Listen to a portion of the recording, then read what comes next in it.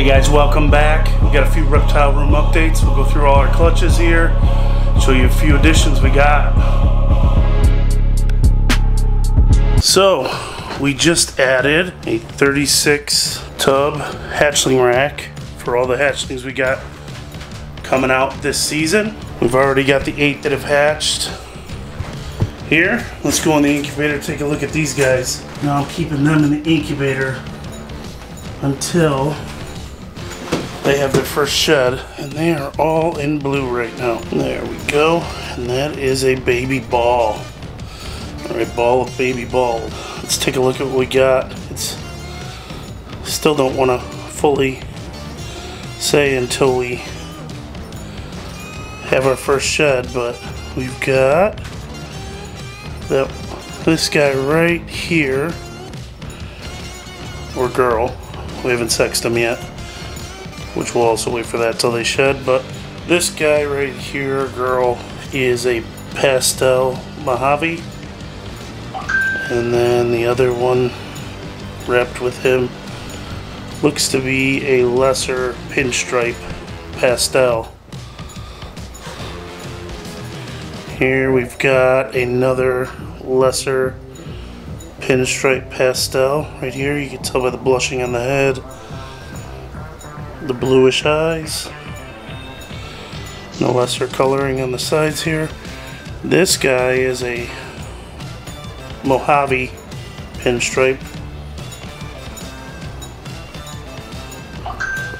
no Pastel.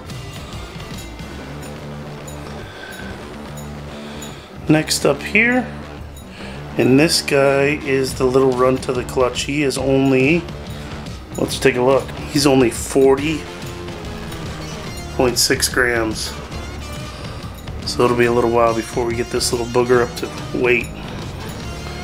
But he is a Mojave. Oh, this guy's trying to sneak back into the ball. These guys could use a little bit more wetting down on the paper towel. I'm keeping them on wet paper towels for now until they shed. Make sure they have enough humidity. Let's see here. And this guy appears to be a Mojave Pastel pinstripe. It's hard to tell between the Mojave Pastel pinstripe and the lesser pinstripe. And then these last two babies here, this guy's a Pastel Mojave pinstripe as well. And then this guy here is just a Pastel Mojave, the darker one of the two. So we'll wait till they shed out to sex them, get them some fresh paper towels, and then we will put them back. Hold on one second.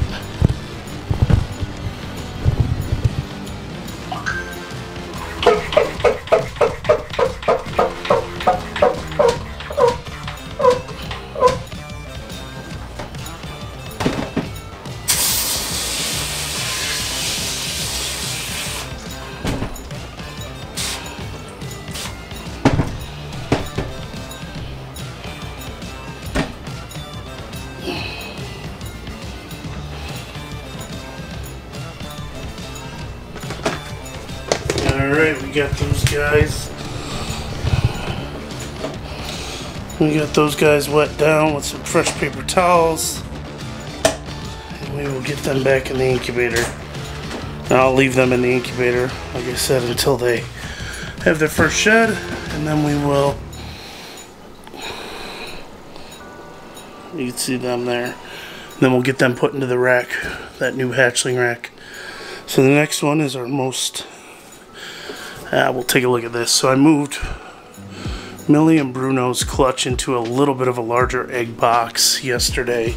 That was their old egg box. They were in a 6 quart, now I got them in a 12 quart. Reason being, I'm going to put them in a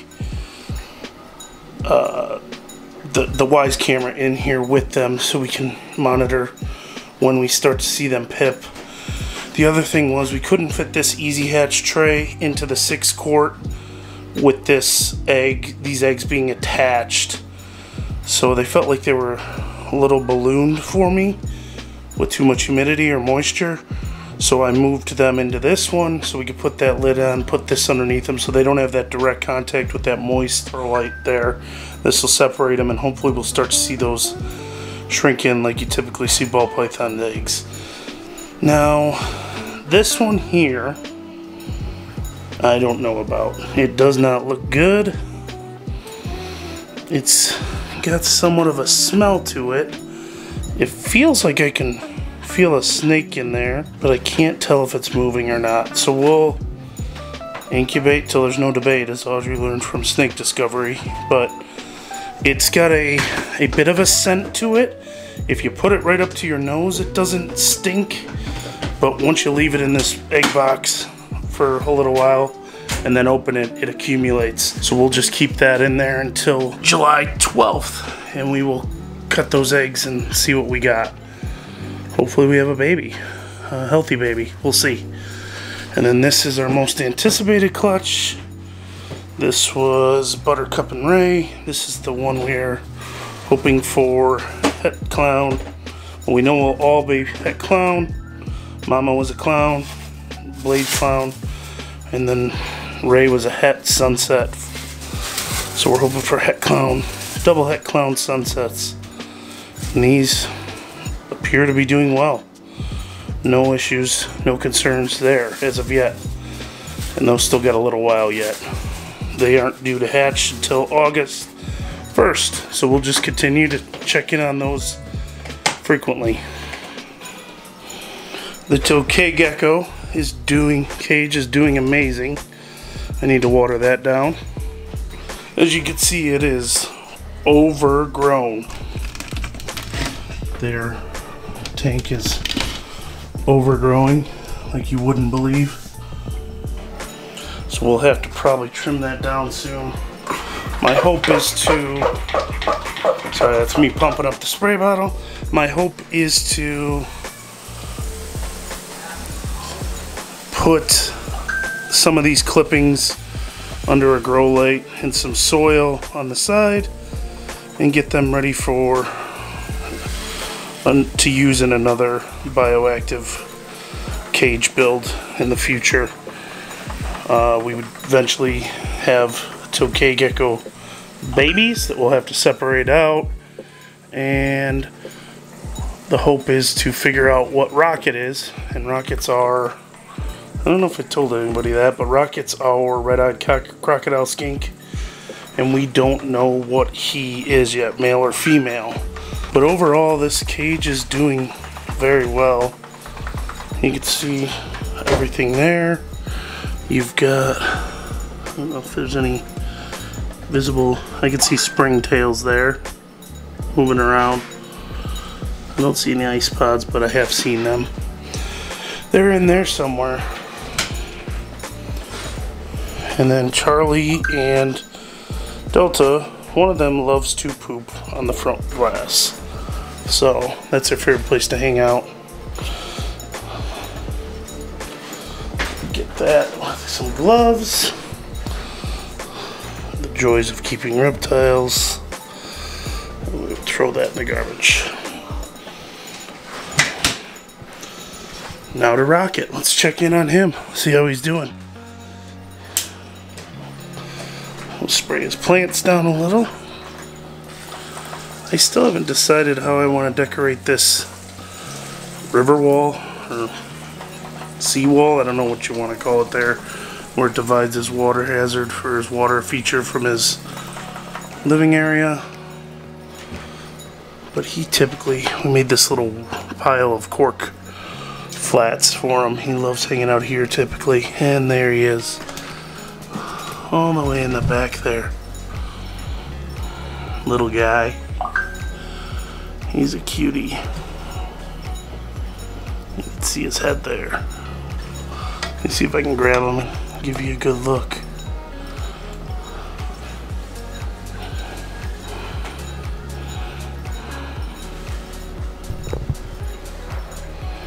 There he is. He jumped on the side of the cage there. Pretty little dude. Now, he's young, so he has that orange around his head, and that will transition to darker colors with a red around his eyes as he gets older. He gets a little bigger. Baby. Come here, baby. You can see real good there.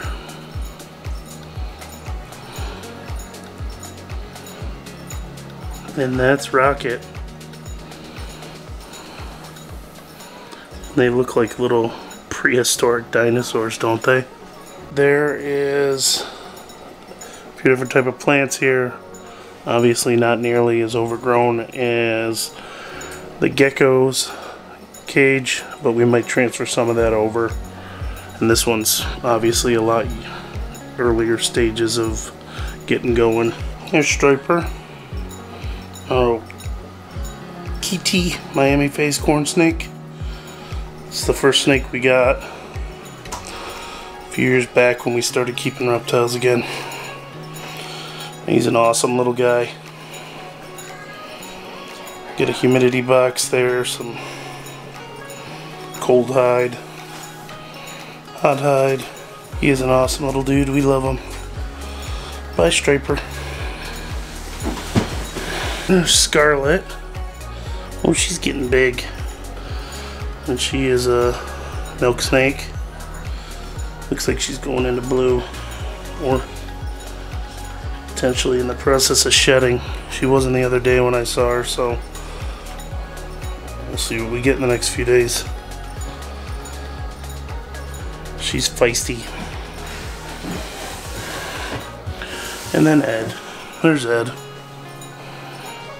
What's up, dude? Ed we got from Snake Discovery. Hence the name Ed. We love this little guy. I skipped over Maddie Ross here. She's a beauty. We got her from Scott's Great Snakes in Michigan. And she is a Hypo. And I love the orange she has in the tip of her tail. I don't know if the camera shows it real well, but you can see it there. It gets more and more of a reddish tint, or an orange tint, as it gets to the tip of her tail. Love her. You can see how that kind of fades out with that Hypo right here. Pretty girl.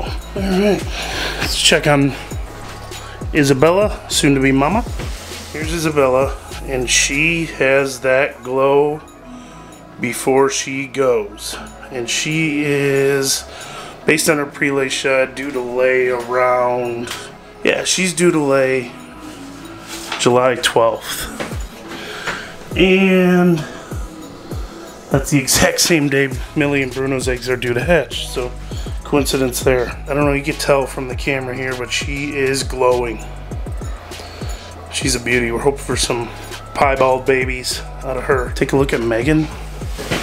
She was one of the most recent ones we picked up. She's a Pastel at sunset, and she is feisty. But she's a good eater. Yep, beautiful colors. We can't wait to try to get some visual sunsets out of her. Our male Het Ultramo, Paz Het Pied Lavender Monsoon. And he's got some interesting markers for Monsoon. You can see these alien heads start to like float over and connect over the dorsal. Some definite weird patterning going on her side, on his sides here. That belly, that corn cob type look down there. And then the head stand. Oh, sorry, Squilliam. He's scared, little dude. And you can see that it almost looks like an angry face there.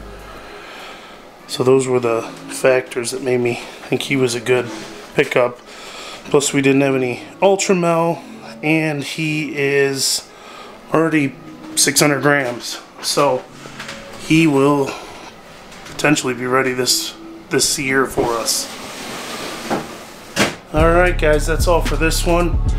Hope you enjoyed the update. Hope to have some babies that have shed for you in the next one.